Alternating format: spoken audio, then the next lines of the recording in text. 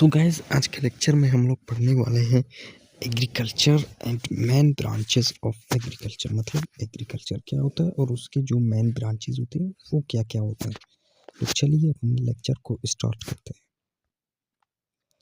सबसे पहले है व्हाट इज एग्रीकल्चर। मतलब कि एग्रीकल्चर होता क्या है। Agriculture is the combination of two Latin words. मतलब एग्रीकल्चर जो वर्ड है वो दो लैटिन वर्ड से मिलकर बना होता है। लैटिन वर्ड मतलब लातीनी अल्फाज से मिलकर बना होता है। Agri land soil and field. मतलब agri mean land soil and field मतलब ज़मीन मिट्टी और फील्ड।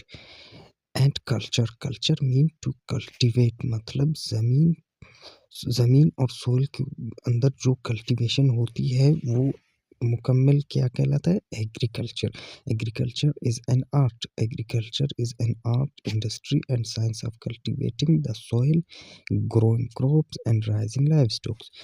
मतलब agriculture is an art. Agriculture एक आर्ट है, एक स्किल है, मतलब एक हुनर है। क्यों हुनर है? जैसे कि आप मतलब किसी भी क्रॉप को ग्रो करते हो, उससे आपको आउटपुट मिलता है, ये आपका स्किल हो गया, ये एक आर्ट है। इंडस्ट्री, आप किसी भी क्रॉप को लार्ज नंबर पे ग्रो करोगे और वो आपको उतना ही बेनिफिट देगा, ये इसी तरह एक इंडस्ट्री भी कहलाता है। And science of cultivating the soil, और ये डेफिनेटली साइंस है जो कल्टीवेट होता है, कल्टीवेट करते हैं सोइल को। ग्रोइंग क्रॉप्स, क्रॉप्स की ग्रो के लिए मतलब सोइल की कल्टीवेशन होती है फॉर ग्रोइंग क्रॉप्स मतलब जो क्रॉप्स होते हैं उनकी ग्रोथ के लिए। एंड राइजिंग लाइव स्टॉक्स, और जो हमारे लाइव स्टॉक्स होते हैं, अगर आप मतलब क्रॉप ग्रो करते हैं तो आप मिनिमम तो उससे मैक्सिमम तो आप उससे मतलब अपने इस्तेमाल के लिए ग्रो करते हैं। लेकिन जो ज़्यादातर जो वेस्ट मटेरियल्स हैं या मतलब अलग जो नेचुरली डेवलप्ड जो ग्रास वगैरह होते हैं वो हमारे किस चीज़ के काम आते हैं, लाइव स्टॉक्स के। इससे तो हमारे लाइव स्टॉक्स की मतलब जो पॉपुलेशन है वो बेहतर हो जाती है और उनका फूड सोर्स भी कंप्लीट हो जाता है। It includes the preparation of plants and animals products for people to use their distribution to market। मतलब प्लांट्स एंड एनिमल प्रोडक्ट्स की प्रोटेक्शन करना for people to use their distribution to market. अगर ये चीज़ें आपकी इनकी मतलब कल्टीवेशन अच्छी तरीके से होगी, अगर आपकी क्रॉप्स की कल्टीवेशन अच्छी तरीके से होगी तो आपको इन्हीं की वजह से आपको मार्केट से अच्छा सा आउटपुट मिलेगा। मिसाल के तौर पर कॉटन क्रॉप हो गया, कॉटन क्रॉप को अगर आप फील्ड पे ग्रो करोगे और उसके बाद उसकी जो हार्वेस्ट होती है उससे आप कॉटन जो होता है उसको बेचकर आप काफ़ी ज़्यादा मुनाफा कमाते हैं। लेदर्स हो गए, लेदर्स हमें मिलते हैं। ये जो मैं एनिमल्स वगैरह के कालों से बनते हैं। वीट हो गया, वीट जो आमतौर पर हर घर में इस्तेमाल होता है, हर घर में इस्तेमाल होता है। और अब चलते हैं ब्रांचेस ऑफ एग्रीकल्चर। तो सबसे पहला ब्रांच जो एग्रीकल्चर का है वो है एग्रोनॉमी। वैसे तो एग्रीकल्चर बहुत ही बड़ा फील्ड है, इसके बहुत ज़्यादा ब्रांचेस हैं, लेकिन जो कुछ मेन ब्रांचेस हैं वो मैंने यहाँ पे लिखा है और उनके बारे में हम आपको आगाही फ्राहम करेंगे इंशाल्लाह। Agronomy, agronomy the word agronomy derived from Greek word. मतलब जो वर्ड एग्रोनॉमी है वो ग्रीक वर्ड से लिया गया, which where agros mean, where agros mean field and nomies mean to management. मतलब जहाँ पे एग्रो एग्रो जो मानी है उसका मतलब है field and land, nomi mean to management मतलब फील्ड के मैनेजमेंट। फील्ड क्या है भाई? फील्ड वो जगह जहाँ पे आप क्रॉप की कल्टीवेशन कर सकते हैं या क्रॉप की कल्टीवेशन कर रहे हैं, वो आपका हो गया फील्ड। इसकी मैनेजमेंट के बारे में जहाँ जो एग्रीकल्चर का ब्रांच है उसमें पढ़ते हैं वो क्या है, एग्रोनॉमी। अब आता है दूसरे नंबर पर इंटोमोलॉजी। इंटोमोलॉजी भी ब्रांच है एग्रीकल्चर का। इंटोमोलॉजी के अंदर आप ento mean insects, logy mean to study, study about insect is known as entomology.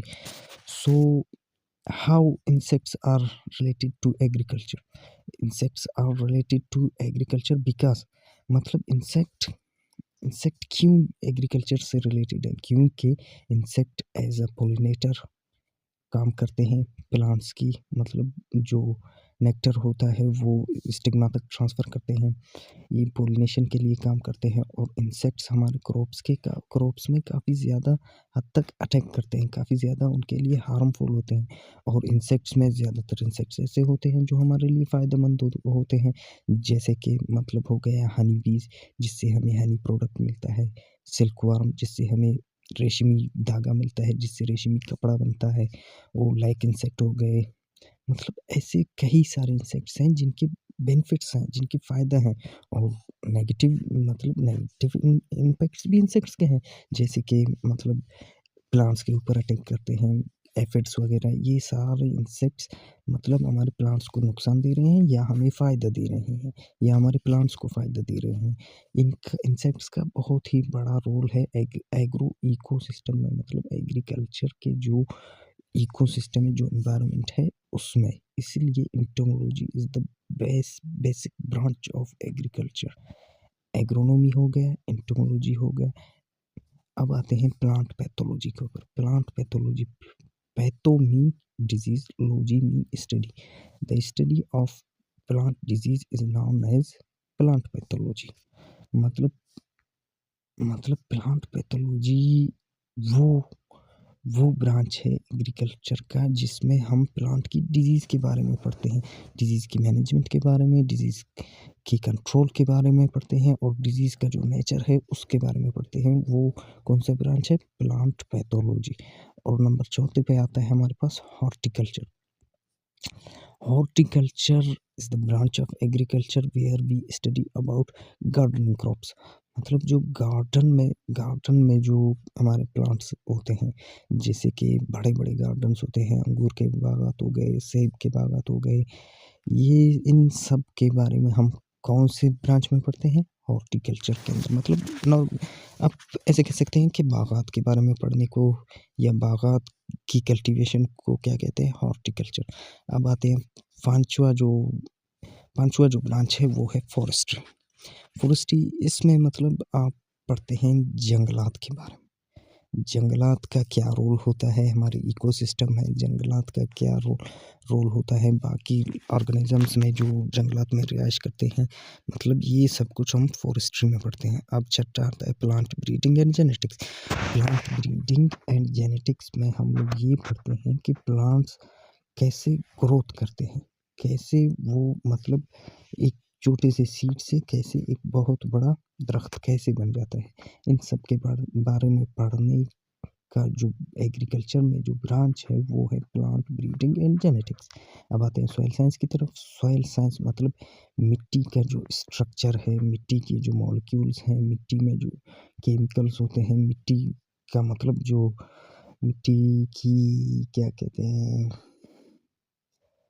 मिट्टी में मॉइस्चरिटी है नहीं है, मिट्टी में साल्ट साल्ट कितना है मिट्टी में, मतलब डिफिशियंसी क्या है इसमें, फर्टिलाइज़र की डिफिशियंसी क्या है, ये सब हम सॉइल साइंस में पढ़ते हैं। अब आते हैं 8वें नंबर पर है वाटर मैनेजमेंट। वाटर मैनेजमेंट भी एग्रीकल्चर की ब्रांच है, क्योंकि ये भी ज़मीन से रिलेटेड है। वाटर कहाँ से मिल रहा है हमें?